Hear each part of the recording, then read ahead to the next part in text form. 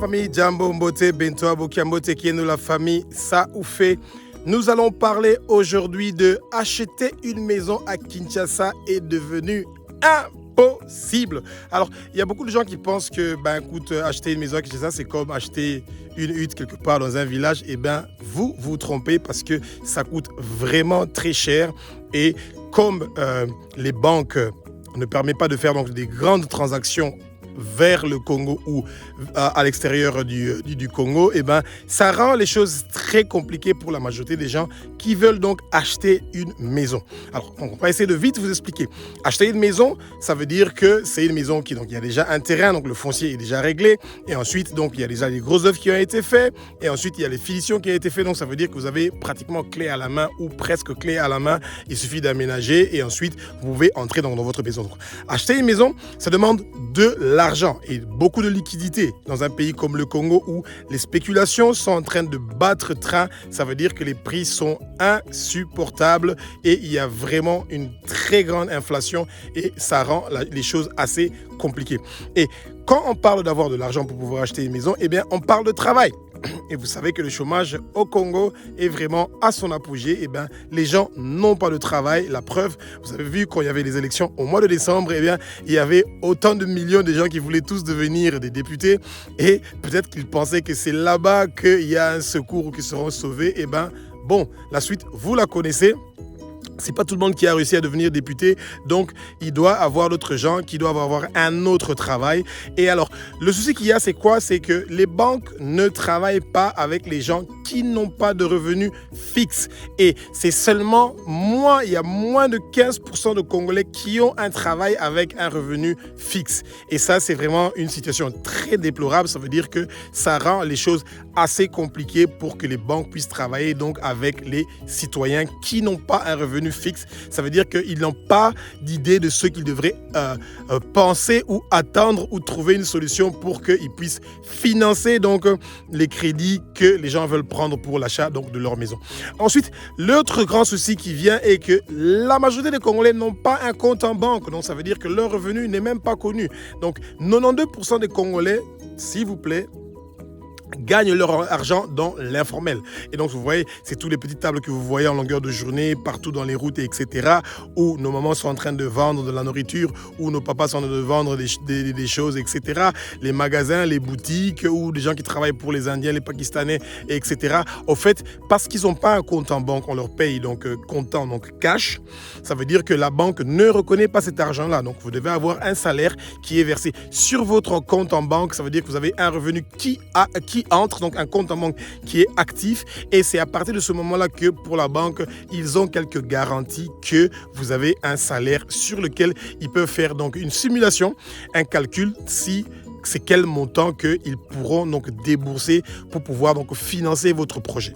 Malgré ces difficultés que les banques sont en train donc de connaître pour pouvoir financer donc la construction ou bien l'achat des maisons, eh ben c'est pas du tout un souci pour beaucoup de gens apparemment à Kinshasa parce que, comme vous pouvez le constater, la majorité des fois quand vous prenez partout, vous partez à Kinshasa, vous allez voir que les maisons en étage sont en train de pousser comme des petits champignons, comme si on était en train de construire une petite paillette dans son jardin où on peut prendre du vent et être à l'ombre du soleil. Et ne vous posez pas beaucoup de questions de savoir comment ces gens font pour pouvoir financer la construction de leur maison ou bien l'achat de leur maison.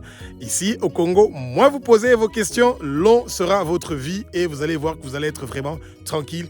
Et les gens n'aiment pas les gens qui aiment fouiner dans les affaires des autres. Ici, c'est ça, donc la liberté des autres. Donc c'est ça qu'on m'a expliqué et que je pense que peut-être que j'ai compris. Alors, tous ces immeubles blancs que vous êtes en train de voir à Gombe qui sont en train de pousser comme des petits champignons, c'est pour qui ces gens-là? Ça, c'est une question qu'on s'est toujours posée. On a une très très forte communauté étrangère qui habitent ici donc en République du Congo et spécialement à Kinshasa. Donc il y a les Indiens, les Pakistanais, les Libanais, les diplomates, certains gens de la diaspora qui ont des bons travails dans des compagnies respectables. Tous ces gens-là sont des potentiels clients et je vous assure que le milieu des affaires à Kinshasa est vraiment très vaste et très divers et ça veut dire qu'il y a une très forte demande de logement et c'est dans tous les secteurs, donc que ce soit de luxe ou de moyen luxe luxe ou de moyen, donc ça veut dire, je ne veux pas dire pauvre, mais bon, chambre-salon ou 2 chambres-salon ou 3 chambres-salon ou 4 chambres-salon avec assez un peu plus de luxe, et bien toutes ces catégories-là sont très enviées ici à Kinshasa, dans la majorité des communes et spécialement à Gombe. Et nous allons parler durant l'émission sur comment les spéculations ont fait que Kinshasa est devenue une des villes du monde où l'achat d'une maison est devenu extrêmement cher. Et quand vous comparez par rapport au salaire que les gens sont en train de gagner ici à Kinshasa, c'est inacceptable et c'est dommage qu'il n'y a pas des autorités régulateurs qui peuvent donc essayer donc de freiner cette grande vitesse là qui est en train de prendre donc un chemin de non-retour dans le domaine de l'immobilier. Et c'est triste parce que c'est rendre donc l'immobilier inaccessible aux citoyens congolais. Et je vous assure que la majorité des gens qui sont en train de faire louer donc leurs grands immeubles et leurs grands bâtiments à Gombe, ce ne sont pas des Congolais. Parce que les Congolais, la majorité des Congolais n'ont pas accès aux prêts bancaires.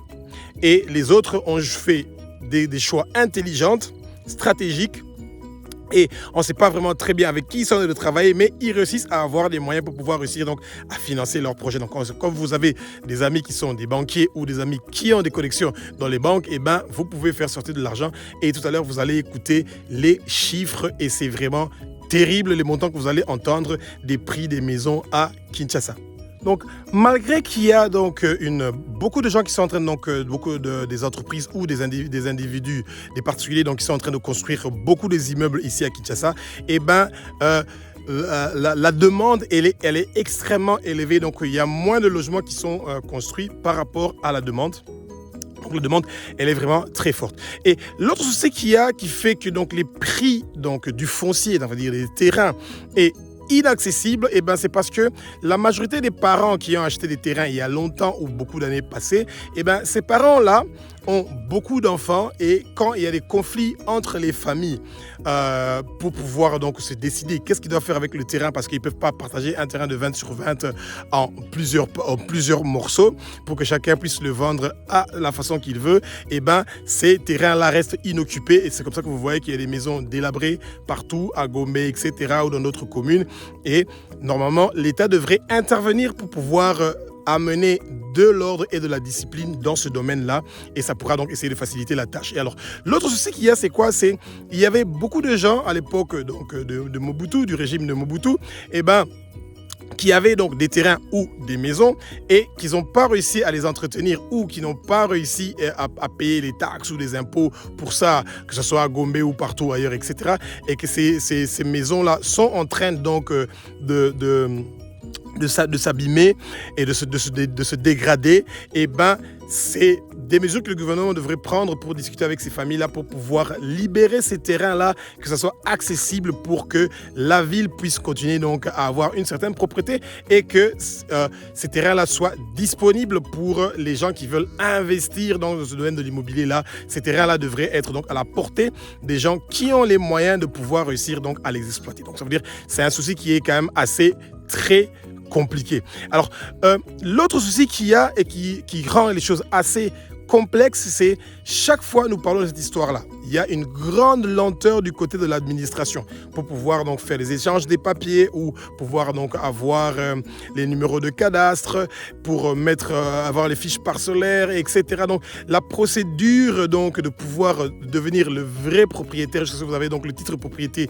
de votre terrain ou de votre maison, prend beaucoup de temps et ces choses-là jouent un grand rôle sur les prix donc des maisons ou du foncier donc des terrains, et c'est pas du tout facile de pouvoir réussir à gérer ces choses-là. Et donc les autorités devraient donc intervenir sur une certaine rapidité de pouvoir donc donner l'accessibilité au papier, au document final donc des propriétaires des terrains, pour que ça puisse jouer aussi donc un rôle sur la vitesse des transactions. Donc ça veut dire que quand vous avez par exemple acheté un terrain jusqu'à ce que vous allez avoir tous les papiers, ça prend beaucoup de temps et ça peut emmener certaines difficultés et des incompréhensions entre le vendeur et l'acheteur, et c'est là que les gens commencent à avoir l'idée qu'on est en train de les escroquer. Pourtant, c'est des problèmes administratifs qui sont en train de prendre donc du temps et ça rend la vie assez difficile à beaucoup de promoteurs donc immobiliers. Alors, qu'est-ce qui rend les choses inaccessibles pour donc une bonne partie des gens ou la majorité des gens qui veulent donc acheter une maison donc à Kinshasa.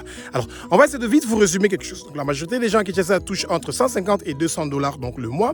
Et donc, ça veut dire que quand, par exemple, même si ces gens-là achètent par exemple un terrain de 3000 dollars, quand les gens achètent un terrain par exemple de 3000 dollars et qu'ils ont besoin carrément de peut-être 2 ans pour pouvoir payer ça, donc pour pouvoir payer donc ces 3000 dollars là pendant 2 ans, eh bien ça rend les choses très compliquées.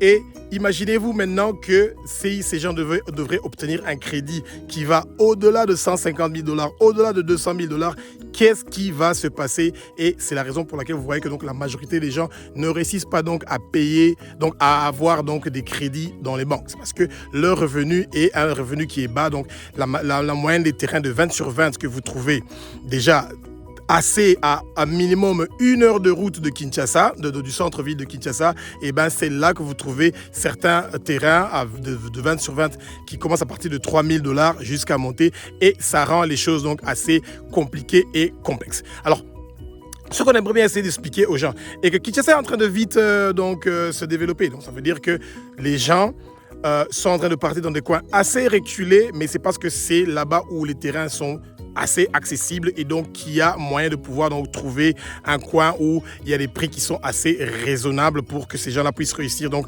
à avancer dans ce qu'ils sont en train de faire. Mais par contre, ce que nous pensons est que quand les gens vont chercher à avoir donc un bon travail et que les banques pourront donc les financer, et ben ça pourra donc stimuler donc peut-être le rabais des prix donc de l'achat de maisons ou de la construction des maisons. Parce que pour le moment, pourquoi les maisons coûtent très cher? Et ben c'est parce que il y a une offre qui est largement inférieure par rapport à la demande. Il y a une très grande demande donc de logements, donc de maisons par rapport à ce qui est construit. Chaque fois on vous rappelle cette phrase-là. Au Congo, normalement on devrait construire 63 000 maisons par an, et ben nous construisions moins de 3 000 par an, et c'est ça qui nous rend la vie assez difficile. Alors on va vous donner donc la moyenne des prix des maisons, et tenez votre cœur parce que je pense que vous allez être vraiment très surpris. À Gombe, par exemple, avec moins de 480 000 dollars, une maison, 3 chambres, salon, cuisine et toilettes, etc., vous n'en trouvez pratiquement pas, et c'est vraiment bizarre. Et donc vous avez Ma Campagne et Montfleury, 380 000 dollars, Bandal Kitambo, 230 000 dollars, Yolo, zone de Kinshasa, 80 000 dollars, Passa Plaza, 70 000 dollars, Menkao, Maluku, 35 à 50 000 dollars. Ce sont des prix qui sont incroyables, la famille. Et quand vous posez la question de savoir, même les gens qui sont dans la diaspora, ils ne touchent pas autant d'argent pour pouvoir financer des grandes choses comme ça et l'achat des maisons comme ça. Alors, les gens qui sont en train de construire ici à Kinshasa, ou les gens qui achètent des maisons, parce qu'il y a beaucoup de gens qui achètent des maisons ici à Kinshasa. Oui, que vous le croyez ou pas, eh bien oui, il y a encore beaucoup de gens qui sont en train d'acheter donc des maisons ici à Kinshasa.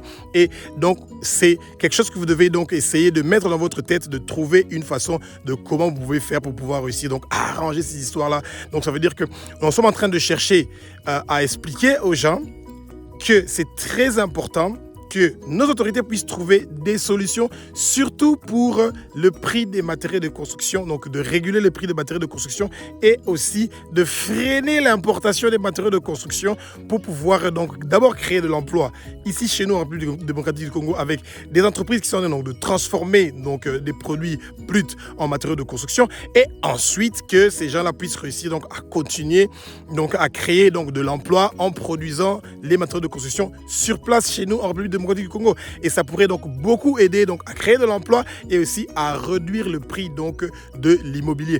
Et le cas du Congo, c'est pas comme dans beaucoup d'autres pays. Non, au Congo, nous avons beaucoup de matières premières et de matières brutes qu'on peut transformer donc en matériaux de construction. Et c'est pas le cas comme dans beaucoup d'autres pays, Sénégal, Côte d'Ivoire, etc., que eux, ils ont vraiment des soucis parce qu'ils n'ont tout simplement pas les matières premières pour pouvoir fabriquer les matériaux de construction, et donc ils sont obligés donc d'importer les matériaux de construction, et ça commence à partir des carreaux jusqu'à les câbles d'électricité à tout. Donc c'est ça qui leur rend la vie très difficile et très chère. Alors beaucoup de gens se posent la question de savoir c'est où commence le problème donc du prix élevé des maisons donc à Kinshasa? Tout commence par le foncier. Je vais vous expliquer, c'est pas très compliqué. À Limete, par exemple, on ne sait plus acheter des terrains de 20 sur 20. Non, les gens ne veulent tout simplement pas faire ça. Les terrains de 20 sur 20 sont divisés en 6. Ah oui, vous avez bien entendu. Donc, on divise ça par 6. Vous avez donc des terrains de 6 mètres sur 9, des terrains de 5 mètres sur 9, et ensuite, ça monte donc en hauteur et on laisse quelques petits espaces derrière ou devant, etc. Et c'est vraiment incroyable. Et quand vous voulez, par exemple, acheter un terrain à Bandal ou un terrain à Kitambo, juste une vieille maison qu'il faut casser, ensuite construire quelque chose, vous êtes facilement arrivé à des montants comme 40 à 50 000 dollars et c'est pas du tout normal. Et donc, le foncier est le premier problème déjà qui est rencontré par la majorité des gens donc, qui veulent investir dans l'immobilier ou qui veulent donc acheter donc, une maison. Les terrains sont très chers, les terrains coûtent très cher et c'est ça qui rend la vie difficile par rapport à comment les choses sont en train d'avancer. Alors moi ce que j'aimerais bien essayer de vous expliquer, c'est pas du tout très compliqué. Alors c'est le gouvernement devrait intervenir dans ces choses-là, ces spéculations-là que surtout les commissionnaires sont en train d'entrer dedans parce que quand je vous ai parlé par exemple des prix des maisons à Gombe, partout, etc., il y a une grande armée de commissionnaires qui sont donc dedans et qui sont en train donc de faire beaucoup de choses et c'est assez compliqué de voir que tous ces commissionnaires sont en train de gagner beaucoup d'argent derrière le dos de ces citoyens qui se battent pour pouvoir réussir à obtenir donc un logement qui est décent et à des prix qui sont raisonnables. C'est pas du tout le cas. Donc, on continue à essayer de trouver comment on peut faire pour essayer donc de jouer un rôle dedans en donnant toujours des bons conseils parce que c'est pas du tout normal que, par exemple, il y a certains endroits à Limete où on est en train de vendre 6 mètres sur 9 à 60 000 dollars.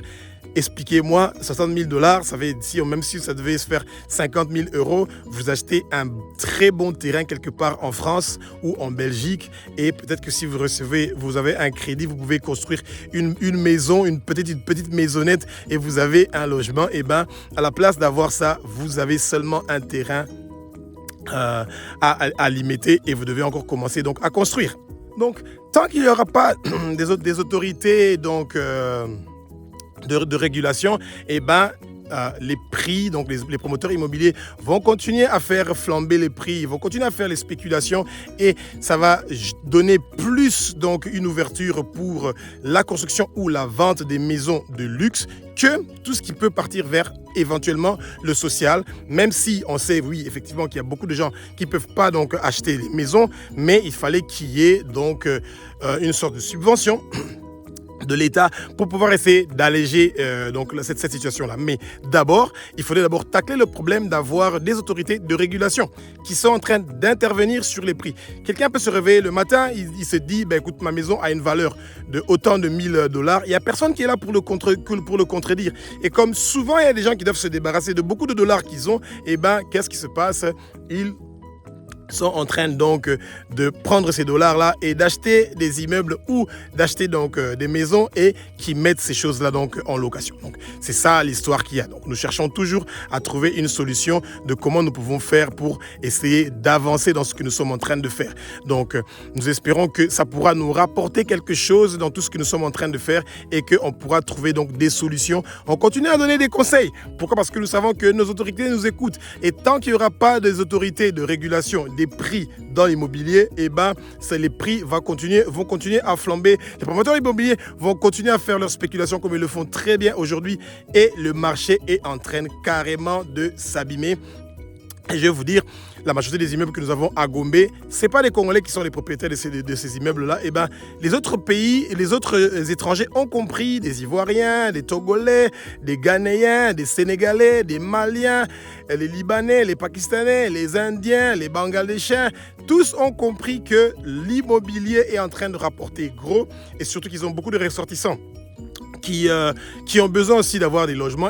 Ils sont garantis de pouvoir gagner assez d'argent et je vais vous dire, si par exemple un immeuble peut être construit par exemple à 1 million de dollars, quand vous avez des garanties que vous pouvez montrer à une banque une fois que l'immeuble est terminé, que ça pourra vous rapporter entre 7 à 8 000 dollars le mois, les banques sont prêtes pour débourser des montants qui varient entre 800 et 1 million de dollars pour pouvoir donc financer donc votre projet. Quand vous avez des amis qui travaillent à la banque et qui peuvent facilement donc vous octroyer ces prêts bancaires là, et ben vous retrouvez. Donc espérons que vous avez assez appris sur pourquoi c'est devenu quasiment impossible d'acheter donc une maison à Kinshasa, et espérons que vous avez assez appris. Que Jésus vous bénisse. Vive le Congo Elengi, et que Jésus soit béni, parce que c'est lui qui continue à donner l'intelligence, la sagesse, le discernement, la connaissance, la réflexion et surtout beaucoup de patience pour que nous puissions voir des bonnes choses se réaliser dans notre beau pays le Congo. Au revoir.